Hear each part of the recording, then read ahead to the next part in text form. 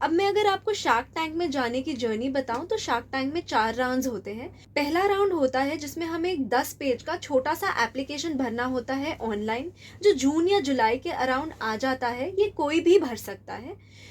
इसके बाद अगर आपका सेकेंड राउंड में सिलेक्शन होता है तो वो आपको मेल करते हैं, और सेकेंड राउंड के लिए आपको एक 25-30 पेज का डिटेल्ड एप्लीकेशन फॉर्म भरना होता है, जिसमें आपको अपनी एक वीडियो पिच और कंपनी रिलेटेड डॉक्यूमेंट्स भी सबमिट करने होते हैं।